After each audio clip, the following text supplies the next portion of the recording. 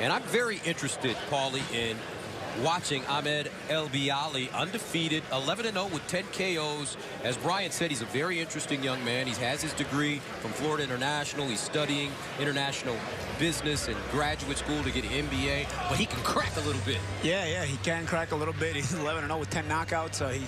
He's quickly developing the reputation to be a very devastating puncher early in his career. We'll see if how his skills match up to the punching power, see how much he has to polish himself up as well. Elbiali telling us you don't have to be from the hood to be good in boxing. Let's see. Fabiano Pena, Brazilian-born. Father is Brazilian, mother Italian. Grew up in Portugal. Trains in Mexico, and he wants to be aggressive. His goal to fight for the super middleweight title at 168.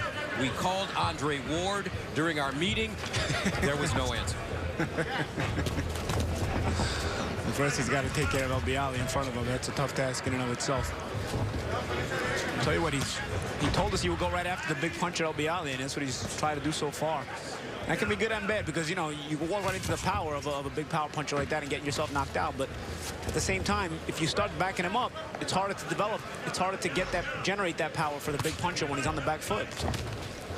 So, interesting stuff. Elbiali coming off a first-round TKO of Dante Woods in June of this year. There's a right hand, and he drops Pena, and Pena may not get up. Let's see. There's that big right hand, and it's over. Another first-round TKO for Ahmed Elbiali. You don't have to be from the hood to be good in boxing. That's too early, though, Gus. Okay, what you tell me. You got to let the kid get up. Come on. Coming from a fighter, that's too early. I mean, yeah, you know what? The knockdown got him, but how do you know he's not clear in his head? I mean, you know, can the kid get to 8 before you stop the fight? Lou Moret didn't think so, Paulie. Well, I disagree with Lou Moret. People make a living fighting. You got to give them a chance to actually make that living. Knockdown was a nice, clear shot, and there's a right hand you were talking about, followed up by a short jab, but it was the right hand that did the damage, Gus. Right hand, set it up with a little hook, right hook, left hook to the body, and then come over the top of the right hand. That last jab was elementary. It wasn't really anything that got him. And you know what? He definitely felt the shot because you know, he laid down on his back for a second to kind of get himself together before he tried to get up. But again, you got to give a guy a chance to get up. You got to give a guy, you know. What do you really, you say it's for the safety of the fighter, but what is, you're 1 minute into the fight. What safety are you looking out for? You know, I mean, what is he going to get hurt?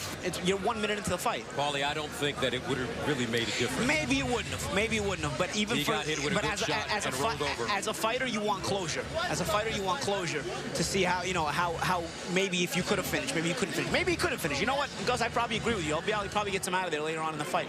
But this kid deserves his closure. If you train for a fight and you train for an opportunity like this, you deserve at least the closure you got, or you're entitled to in a fight like this.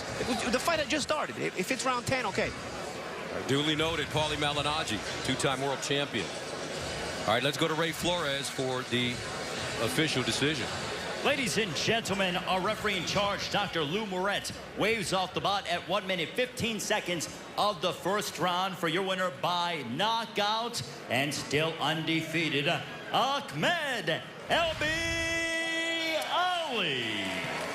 So Ahmed Elbiali improves his record to 12-0.